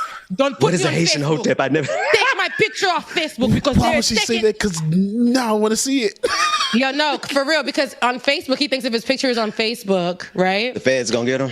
Not the feds. The people in Haiti gonna try to track him down. Stuff like that. It gets real. But anyways, I might need to know Papa Azor for real. We say all of this to say that it is a hard knock life for everybody. For my dad being, he's been here since he was 17, so he has more of an understanding of America. But in his mind, he had to come here, walk the straight line, do everything perfect. He spit us out, right? And then he's like, "You guys are going to go to school." Even in our education up since we were kids, like little baby kids, when we got to school, he was like, "You don't speak Creole in school. They're going to think you don't speak English." As soon as we got to school, we spoke Creole. They sent us back home and then put us in Esau class when we got back there. Then, he had to, think about what colleges we were going to go to, talk to us about in-state tuition, and then we all made our decisions. And when I told my dad where I wanted to go, he was so excited, drove me over to the school, and then, was like, "Okay, this is a little out of range for me," even though they're saying that I make too much, so you can't even get financial aid in this first year because I make too much. And I'm like, dang, but the math isn't mathing. My dad was saying the math wasn't mathing back then. He's paying for a house. He's paying for 3 cars. He's paying for, making sure he got 4 kids, all of this stuff, making sure everybody was good. And, he made sure I was good. He made sure I had my first computer. He made sure I had I had my furniture in my little dorm room. He made sure that I had my clothes set. He made sure that I went there with great hygienic stuff. He made sure the boots that we had to wear for showers. He made sure everything was set for me. And then he went to the registrar office and paid my first semester, and then sent me a check for the second one. But he paid my first semester. And he was like, "Because I cherish your education and I really want you to get, to really go to school and finish. I really want you to do that, so I'm going to pay this for you, but you got to promise me." Because he worked hard for that money. He knew when I got accepted very early on, and he saved up every check from work to make sure that when I got there, it would be no issues and it would be paid. So he looked at me and said, "Shout out to Papa Azor." Yeah, basically he was saying, "Hey, little girl, I done worked my behind off for you to go to school. You better not play with me. You better not go there and act a fool and come back and say, 'Oh my God, I miss my parent.' No, you're going to stay right here and you're going to get this education. You're going to finish here." And I was like, okay. So a lot of us had some tough situations, and for some people, that's a privilege to have a parent who was able to pay off their first semester. You see what I'm saying? Yeah. That's not everybody's story. So it wasn't my story. We can't be, yeah. Because it's for us. So especially if they got an older sister, the older brother, me, then the younger sister, parents couldn't afford it. Mom and daddy did the best they could with what they had, and they already working hard as hell. So student loan me to death. Either that or scholarships. All of us had scholarships. That was the best way. Scholarships. You had advanced scholarships? Yeah, I did. Yep, I did. Full tuition. 6. Nah, it wasn't a full scholarship because I was just like, I messed up a little bit, but it was just like, hey, I'm going to Florida. Hey, I got a couple. I got a couple of deductions there. Too, James. You talking about the band scholarships? Yeah, I had a full scholarship until I got caught partying out too late and I lost a couple $1,000s on that scholarship. But also, Nah, they I'm just thinking know about how to move around, Rebecca, because Bubba never got caught. Mr. Wells came to my hotel room because we was too loud drinking and everything. He's like, Bubba, get your ass back to y'all room, go to sleep. I'm like, oh shit. I'm sorry for everybody who does not know. I'm sorry for everybody who does not know Donovan Wells, but that sounded exactly like that, man. My God. We used to call him Satan and Lemonade. That was our band director. He was a tyrant. He reminds me of Vladimir Putin. Anyway, it sounds like the ghetto over there. Girl, no better than let's talk. We talk about them cockroaches talk about on y'all the hill. School. They over there beating people ass at y'all school, but we ain't gonna talk about that. I covered that story. You don't have to tell me. Satan. You don't have to tell me. I covered that story. I covered it. I was the only one to cover that story. CNN obtained that story from me. Okay, girl, you better go. Okay, he said that like we weren't gonna applaud you. We're gonna applaud you when you do good, black woman. I covered that story. Anywho, to speak on the legacy, the legacy. That's how you know I'm old, because I brushed my shoulder off. That's how you know it's getting dusty around here. I brushed the dust. I brushed the dust. Right, the damn baby. People wondering. Because I want to make sure we have such inside conversations. What was the name of our brother? Because I remember that story. Robert Champion. For people who wanted to know the story that you covered, Rebecca, because I didn't know. It definitely was Robert Champion. But I remembered it when you showed it to me later. Mm-hmm. Yeah. I was the one that was chosen by the family to cover it. They didn't want anybody outside of Florida A&M actually to cover it. They wanted to keep it in-house. The same university that took away her child, or I can't say the university did, but the band went through a lot. Look, that's my university. I can't speak on my university that way, but I did understand that it brought light to the story of hazing.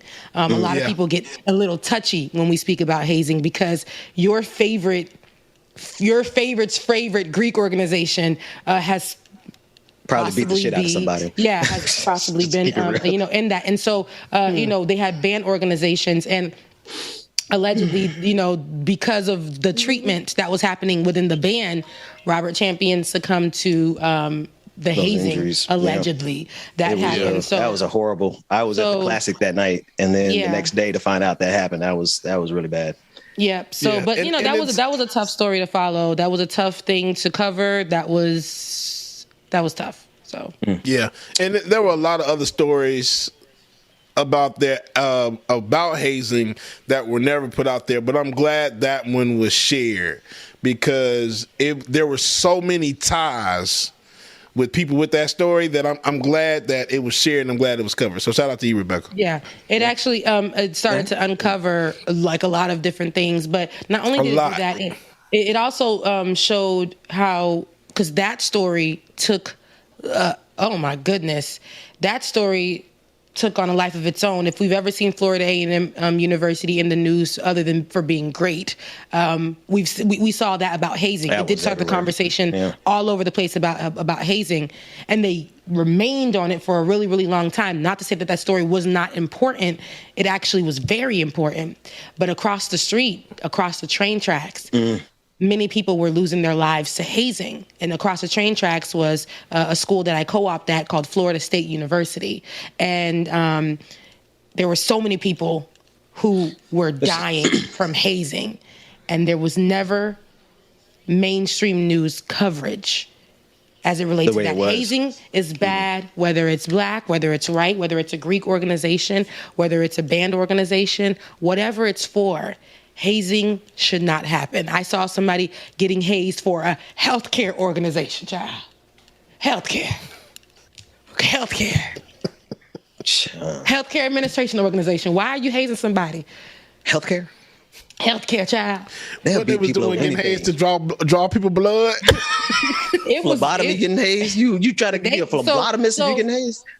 But no, I say this, I laugh about these organizations, but this is what's happening. Hazing isn't right. I don't think that for anything you should be being beat. And this is my opinion. A lot of people don't think that. They think that they're earning their stripes. They think that this is something that is making them stronger. I think it's a weird way to think, but at the end of the day, and I go ahead, finish, and I have to interject because it's a difference where it comes in at, and this is just because I'm in the organization. I've been hazed before. I mean, not ashamed to admit it, a few times.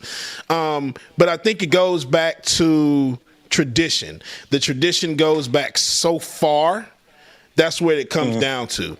But then once you start getting up it through the years, people start realizing that, hey, you don't have to do all of that to get the results that you're trying to get, basically. Okay. Because that's what hazing is. Because you're trying to do something to somebody to make, be it mental or physical, to make them get to a point to where they're remembering something, doing information, or going through the burning sands. What they call it, crossing the burning sands. But what it is basically is just you realize that it's not needed, and especially when it becomes an issue where you're putting someone's life in jeopardy. That's when you get to that point where, okay, now you're going too far. Like, I understand the exercises, maybe some mental stuff where you're learning some stuff, because teachers do that all the time. That actually is. Trust me. That could be when it covered laws. When it covered laws. Now, when it came down to a hazing, they put exercise. And when you're making an organization or somebody do exercise, they consider that hazing now. If the whole band is not doing it, if you have one section that's doing it, or you have another person that's doing it, now they consider that hazing as well too. Wow. So now the definition has. Oh, you have. Everybody has. If now the definition of it now, everybody has been hazed. I've been hazed, and you know Ben that hazed us. It's funny. It's funny. Yes, he did.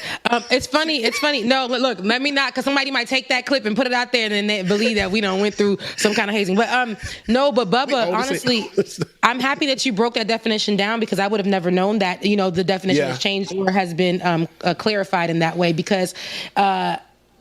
You know, I was a dancer, not a stripper. Gotta clarify that, but you know what I'm saying? But I used to be a dancer. I bet they be hazing at the strip clubs too. While you talking, go ahead.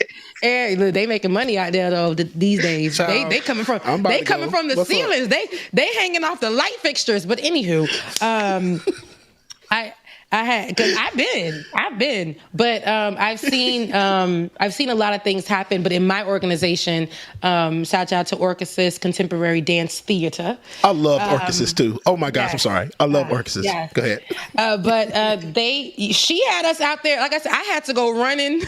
I had to go running every single day, and we had to have a certain kind of health, a diet. I was already a buck. That's all I weighed was a buck, and they had me running like a certain amount of miles a day, and I already was a runner, and then we had to eat, and then go and dance for hours and hours, and if we got it wrong, you had to repeat it, and you had to do it again, and it was a lot. And my dance teacher actually studied in Alvin Ailey, so yeah. Nice. Yeah, wow. So it was a lot. It was a form, but I mean, honestly, I don't consider it a form, because this, it's like training to me. It's conditioning, that part of it. The exercise part, yeah. But now when you get in the cut and beating somebody's ass, that's just a totally different thing.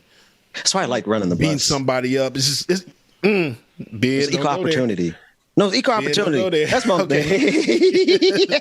Man, don't go there. No, because we all been hazed. You listen. If you've been a part of any organization, you've been hazed, right? If you, for the most part, especially because it's just like you said, it's tradition. You was on the step team in high school, and your step teacher was from a Greek organization.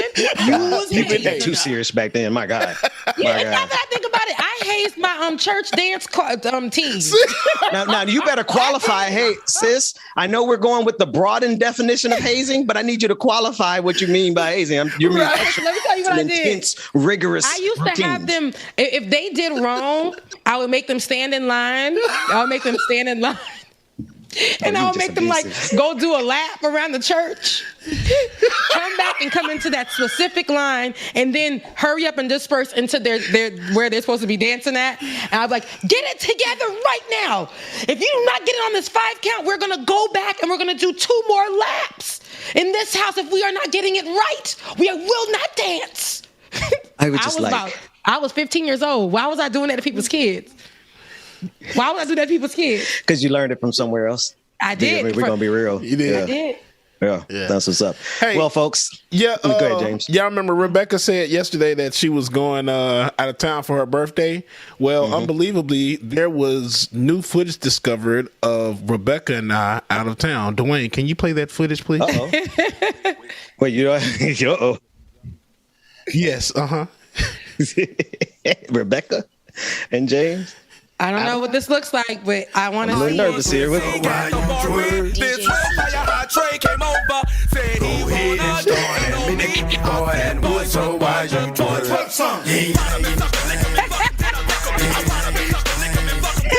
Y'all are so. And this is the real aunties of Louisiana. What is this? I mean, LA. What is this we're watching? Listen, that's me for real. James, you better not have a wig, bro.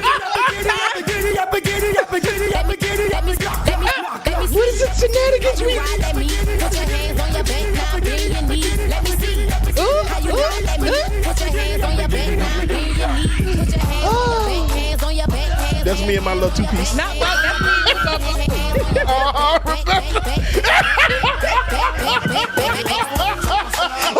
Jesus.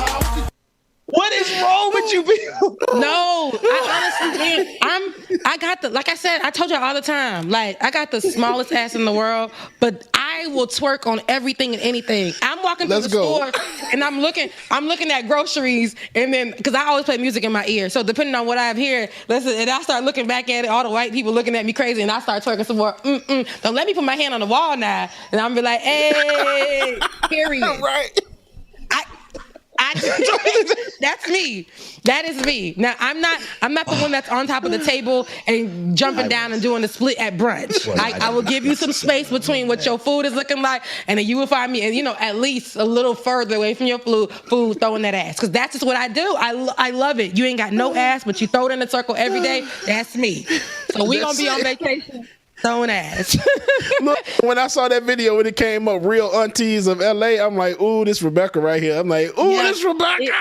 Definitely. I will definitely agree. That is me. That is me all day, every day. Yeah, I gotta catch her. If you've ever been so lucky, Rebecca, to see Rebecca at a patron party, she'll show you what she's talking about, because every patron party she actually comes to, she's always throwing something in a circle. That's all I gotta say. That's it. On a low it's gonna be either my ponytail and that ass. The ponytail be going in a circle.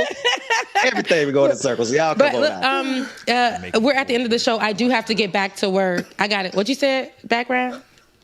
I said doing the Forrest Whitaker eye at the same time.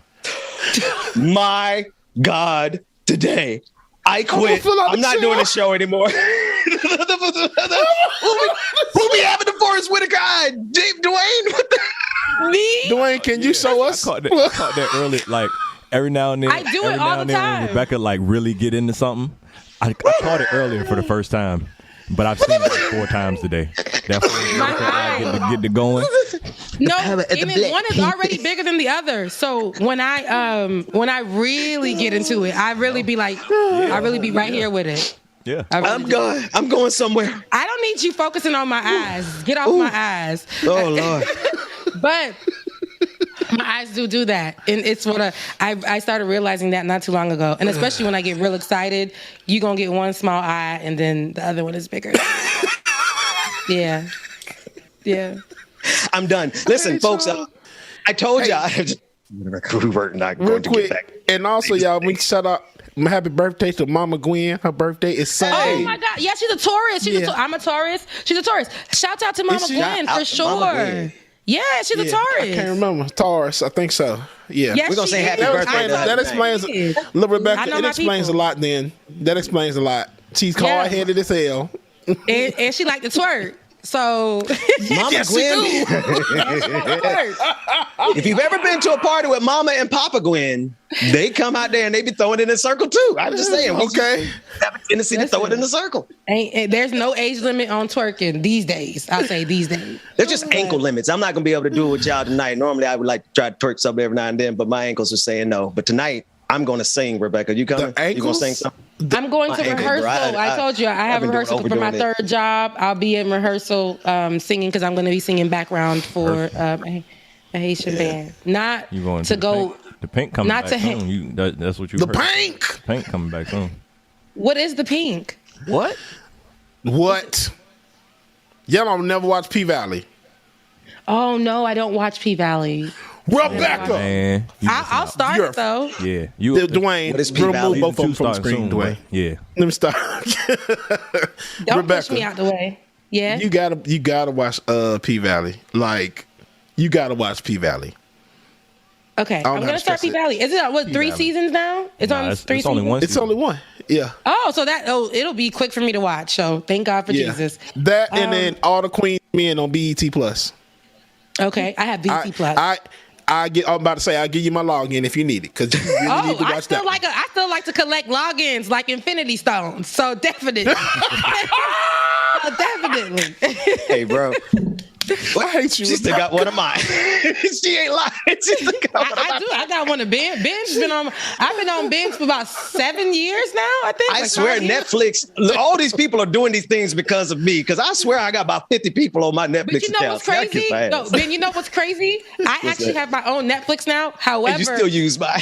Yes, you're still logging on my computer, and I'm scared to log out of it because I don't know my own password. So on the laptop, it's been plugged in. Like I could literally clear the cache, and it still keeps plugging into Ben's. And I'm like, okay, God, you're trying to tell me something. Stay on course. Stay focused. Stop trying to change. Stop giving them your money. Look, God, I hear you trying to tell me something. Stop trying to change things up. If it ain't broke, don't fix it. Okay, God, I hear you. I hear you. Not me trying to make a word out of that.